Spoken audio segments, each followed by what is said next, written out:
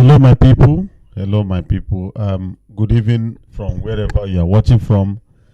Please bear with me. My internet is down. Actually, the internet that I normally subscribe is prepared.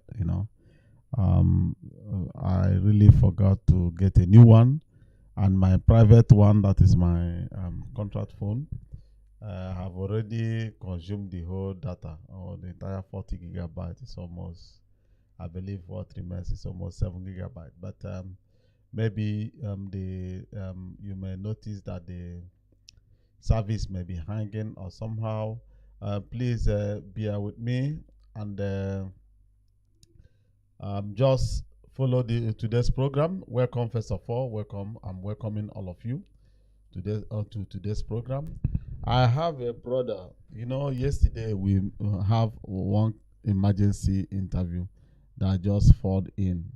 So along the line, somebody, the main person that pushed me to start that program yesterday, was mostly focusing on the politics and the order of the day in Nigeria. And the second brother that joined in now accuse the northern youth that if they want the southern youths, the agitators, to take them serious, that they should start exposing the corrupt leaders from the north, those that are working with terrorists. So along the line, a brother of us who love Nigeria, is also a patriotic Nigerian that still believe that Nigeria can be rescued, called me yesterday that he would like to come back on air to clear the air on that accusation that was laid on the northern part. And I will also push to him on the issue concerning collapsing of Nigeria. So welcome to today's program. Let us, as I'm speaking now, let us welcome our brother. Brother Nas, please welcome, explain yourself, tell them your name and where you are talking from. Thank you so much. Thank you for having me. My name is Nazir Abdullahi Usman. I am an indigent of Kano State, but I'm residing in Lagos currently, and I'm calling from Lagos State, Nigeria. Welcome to today's program. Thank you. Following what happened yesterday, I hope you went through the whole interview, right? Yes. I've watched it. What did you hear nor see that antagonized or waked you up to come back on air to counter it? Yes. Why I decided to come and clear on air for everybody to know what is really happening in Nigeria or northern Nigeria as a whole. The yesterday caller said that maybe the northern youth, maybe they are supporting the elite in their evil actions that is currently happening in the north for over a decade now, that cost thousands of lives of hundreds thousands of lives of northern Nigerian people. But before somebody to talk about Nigeria, you need to have a little knowledge of international politics. And then when you come to Nigeria, you have to consider Nigeria as formally as it is before the creation or before the commencement of this so-called presidential system of government. Nigeria decided to operate presidential system of government because the perpetrators or the people who have Nigeria, who forms Nigeria, will be getting it easy to control Nigeria as a nation. If you look at the two or the three gentlemen from each part of the country, people like Ahmad Sardauna of Sokoto, and the Nnamdi Azikiwe from the east, and Abafemi Awolowo, which they popularly call as Awo. Those people are patriotic Nigeria, and they come together and agree to form a country, Nigeria, operating unitary system of government where there is devolution of power and there is no much power at the central level of government. And these help in promoting, in competition for promoting each part of the country. And even at that time, you will see that there was a Harvard review that said, as at the year 1954, the eastern part of Nigeria is the fastest growing economy all over the world. It supersedes that of China, Singapore, and even the ancient giants. But when those people that are controlling Nigeria from outside discover that the unitary system of government is not paying them the way they like, they come up with a presidential system of government, which is borrowed from America. And one thing they don't know is that United States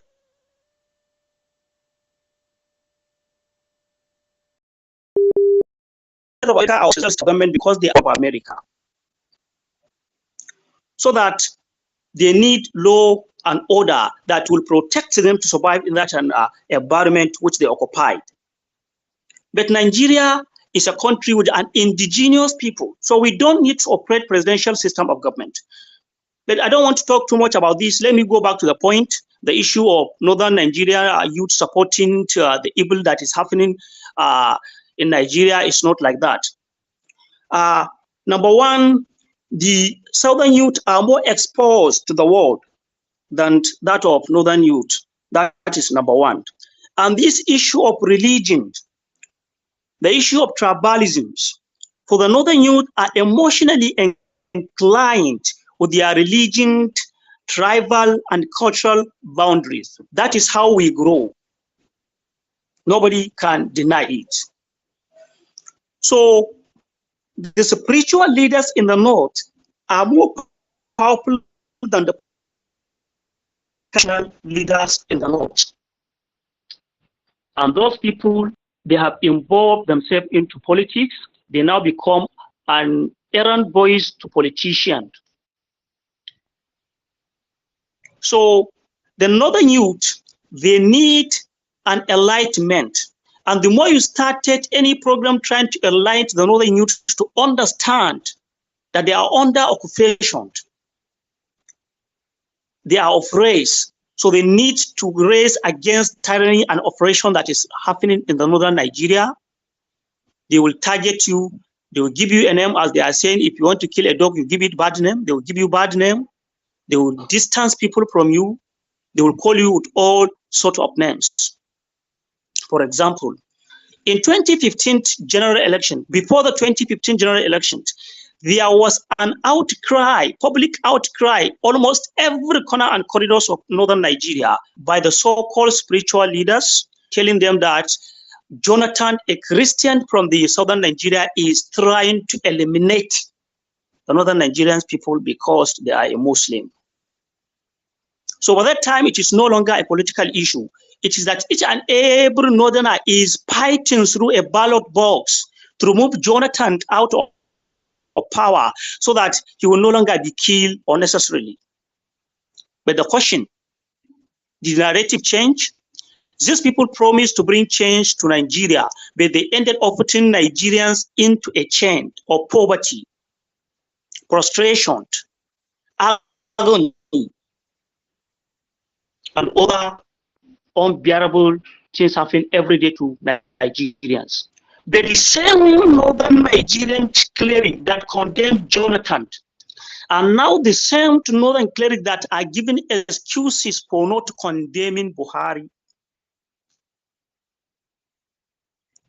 So this is one problem associated with the northern youth. If you look at during the NDSAS protest, SARS are not only operating in the southern Nigeria, they are also there in the northern Nigeria. But the southern youth are always, they used to speak out. So therefore, everybody thinks that the SARS brutality is only happening in southern Nigeria, which is no.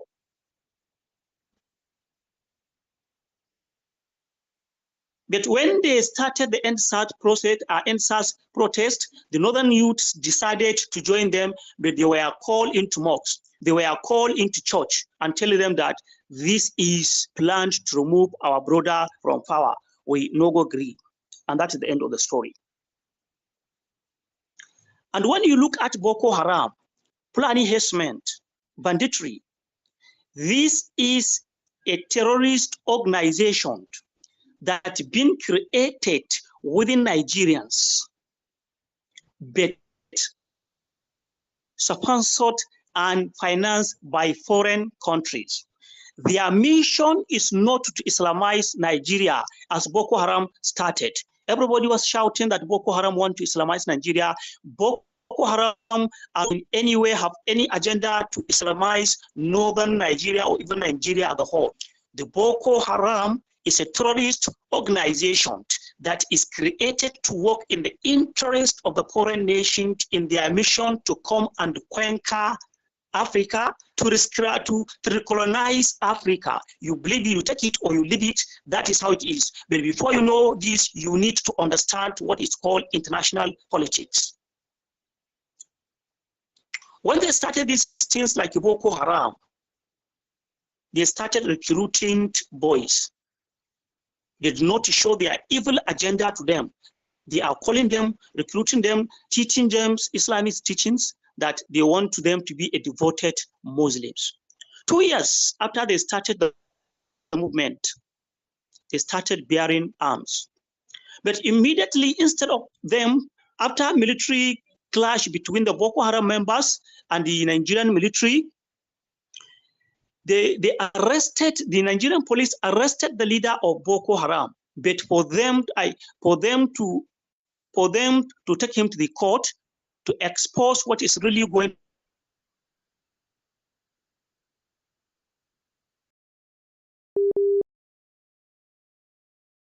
to happen, we usually don't want to share Nigerians. Can you hear me? Yes, I can hear you. We only heard up to when they want to take him to court. The other ones, please. Can you please repeat? You said the leader of Boko Haram, Muhammad Yusuf, was arrested by Nigerian military, handed over to Nigerian police, but for them to take him to the court, they decided to kill him extrajudicially in their own custody. They said the man died in their custody for them to grab some information. And also, these Boko Haram that are indigenous people of northern Nigeria that started this operation are nowhere to be found. It is the set of another people. So when there was a much public outcry by northerners,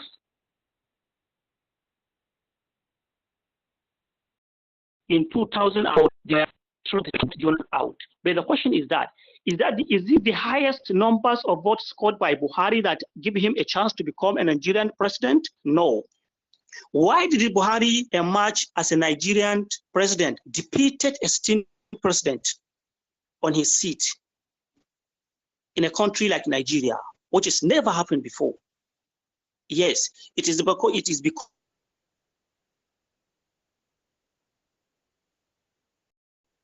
Boko Haram, they see a danger of living southern on a seat of power, while at the same time continue executing their agenda in the northern Nigeria.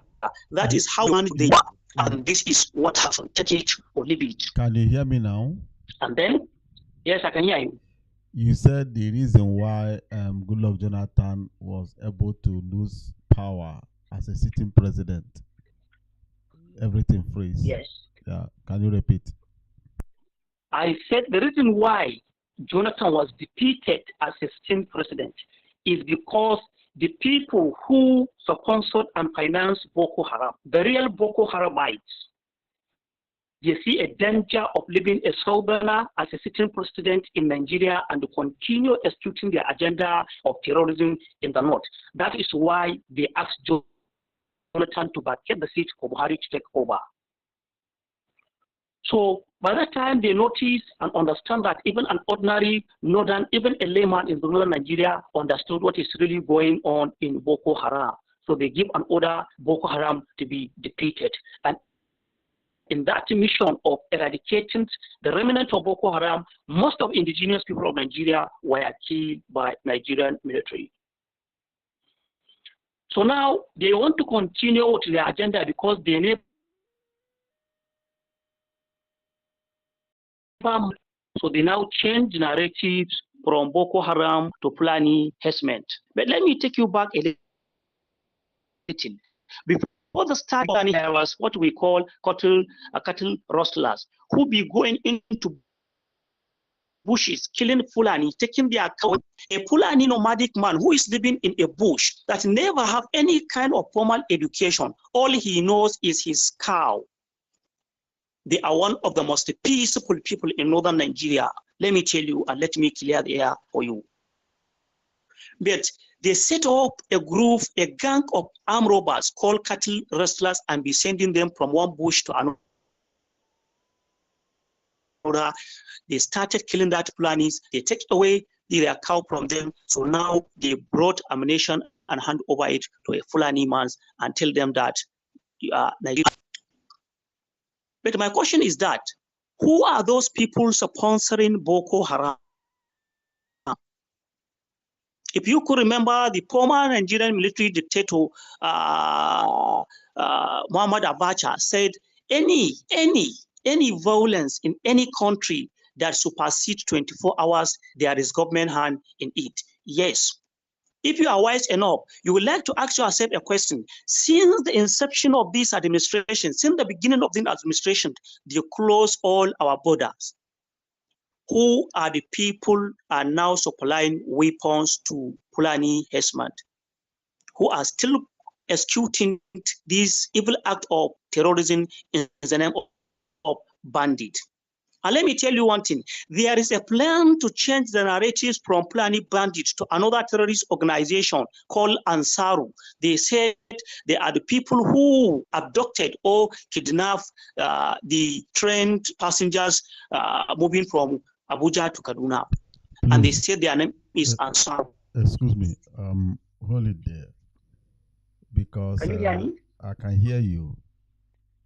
You just mentioned Boko Haram. You mentioned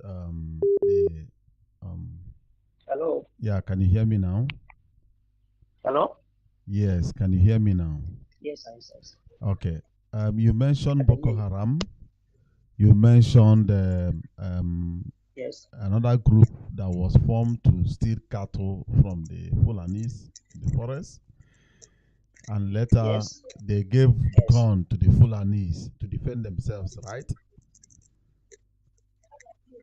Yes. Now, can you hear me? All of a sudden, Boko Haram have changed to bandit. And now, they want to change the name from bandit to something else. Oh, the network is disturbing. Can you hear me now? Yes, I can hear you. Okay. Now they want to change the bandit name to something else. What did you call it? Ansaruddin. Ansaruddin. Okay. The only popular terrorist organization. Okay. The only people that I knew quite well that are good in changing the names of terrorists are United States. Yes. US, they are always, if you watch the terrorists that we are fighting in Afghanistan, as they entered into Iraq, they gave them a new baptismal name. As those terrorists enter into Syria, they receive another name. It then means CIA has hijacked the Boko Haram movement and now whitewashing their name from one thing to other. But my brother, let me ask you, as a northerner, you know that is your name. As you see what this our brother mentioned yesterday, that the northern youth knows those that are sponsoring this terror. They should start mentioning their name or leaking the information so that the south and west will know that the north are not in cohesion on this agenda. Is it a fair demand or you have something to say about it? Yes, what I'm to say about this issue, as earlier as I said, that majority out of 100%, I think 90% of northern youth, they don't care about what is happening currently in the north. not because they don't pay the fence. They are moving in fence, moving in agony, shouting from one shy joint to my shy joint, discussing it in the market, discussing it in the school. But they don't know where to channel their energy and challenge these oppressors. Why? Because the northern spiritual leaders are always telling them it is a natural phenomenon, the insecurity that is currently happening in Nigeria. That is why you will see they are deceiving them, giving them money to go Saudi and pray, doing this, doing that. I saw a governor yesterday, last week, that sponsored more than 90 clerics to go to Saudi Arabia and pray for the calm down of insecurity, which I know even only their transport can cost like nothing more than 200 million without the package they are going to give them. And I said, if he used the money to empower the current working in his state, it will yield more result than sending anybody to go and pray for you, because it is a total self-deceit. And I told them, you cannot tell me that I should pray for the insecurity to stop because there is nothing is impossible in the eyes of God. And when your wife is on the labor, you will take her to hospital to go and see a doctor, maybe even outside the country. And you are still telling me to believe that the same God you didn't believe in can deliver your wife successfully without having a problem. If the same God will come down on us to fight banditry and terrorism for you to survive. So these religious, as I mentioned, religious, political, and tribal inclinations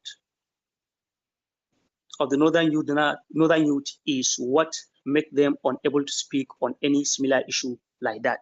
Though there are many activists in the north who started speaking out, but when they speak 2 to 3 days, they will be picked up, they will go to Abuja, they will warn them, they will send them back, they will keep quiet.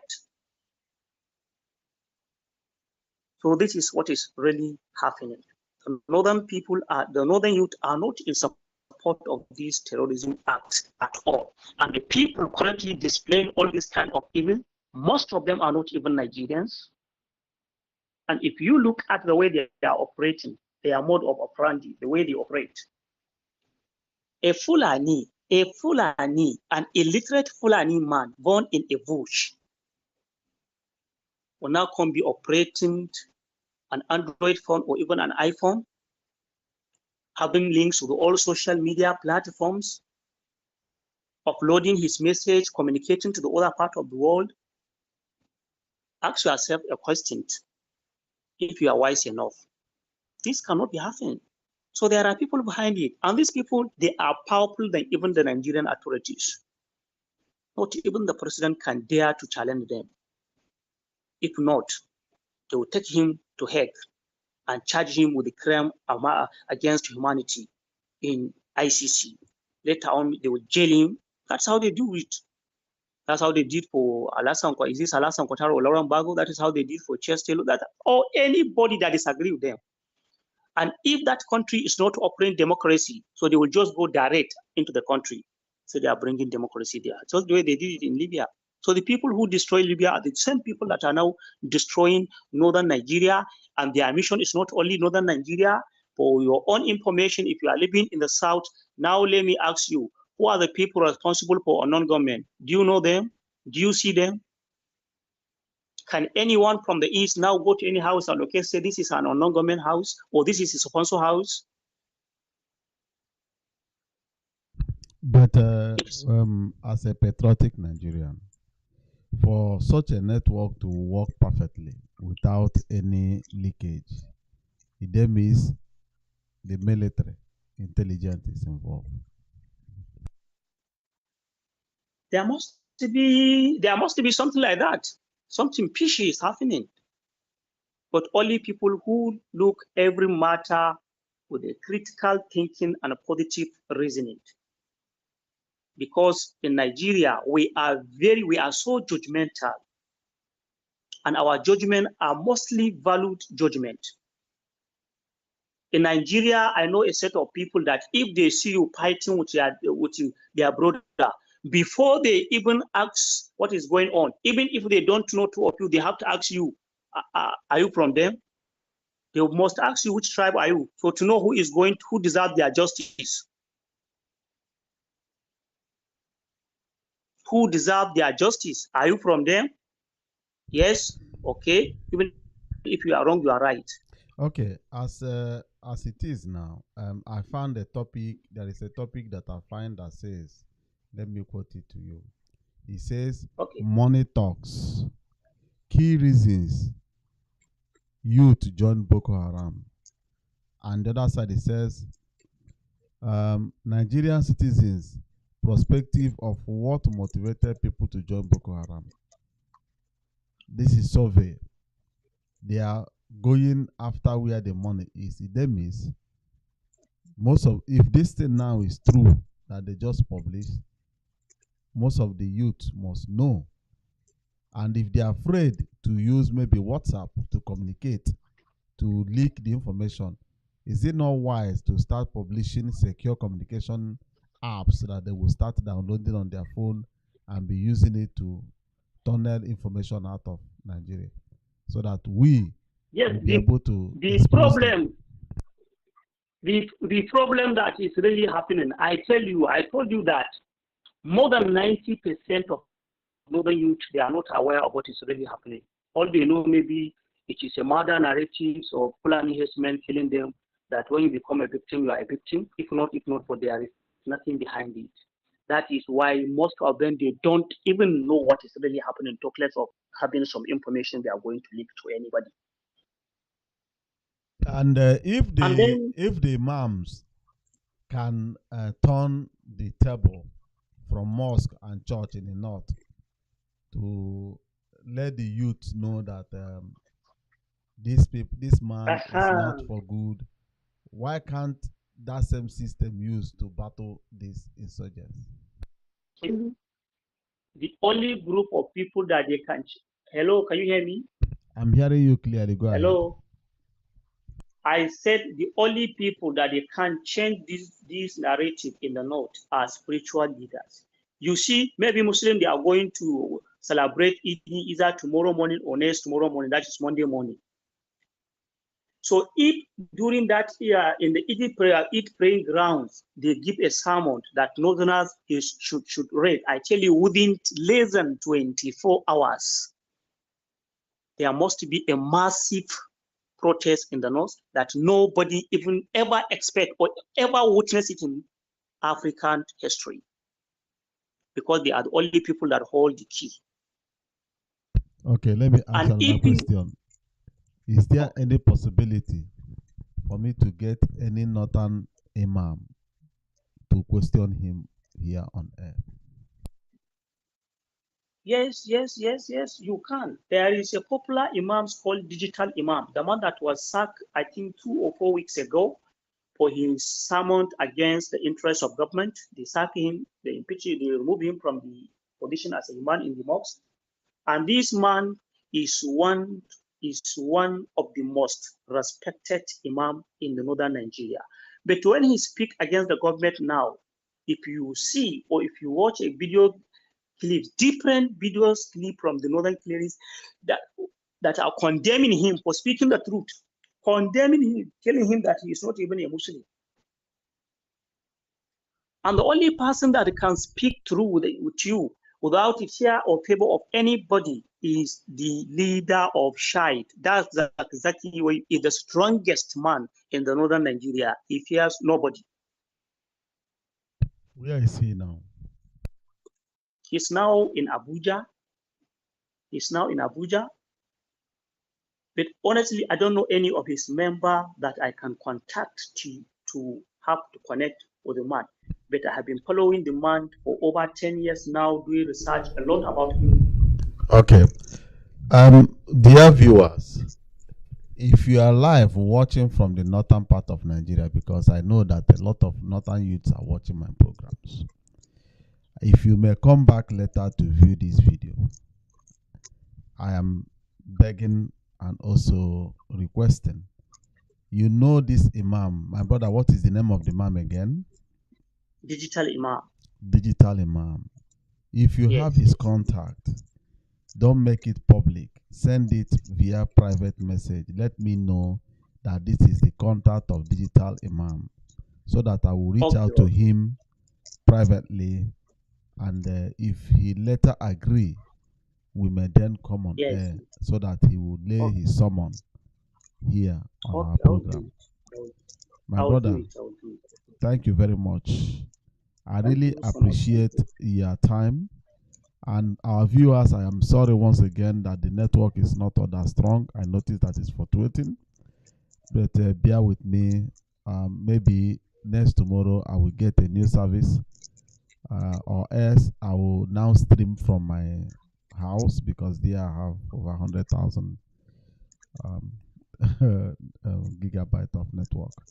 So that would be, I think that would be nice if I will be able to stream from home. But viewers, I thank you once again, and I respect all of you for joining in. This our brother came in just to clear the air, and he have hit everything directly, making it clear that the northern youths know nothing about the thing that we are accusing them of. I believe that our brother that accused them yesterday will come across this video, and maybe he will also have another question that he would like to add. But my request is to all the northern youths coming across my videos, please do me a favor. I need the contact of Digital Imam on my private message. Or most of you that has my WhatsApp number, you may send it, or you may give my own to him. I would like to ask some questions. Nigeria belongs to us, my brother. Is it not so? Do we have any other Nigeria where we will go to? This is the only Nigeria we know. So, my people, I thank all of you. It's very, very late here. Let's call it a day and speak one other time. Bye-bye for now, and have a very wonderful Sunday.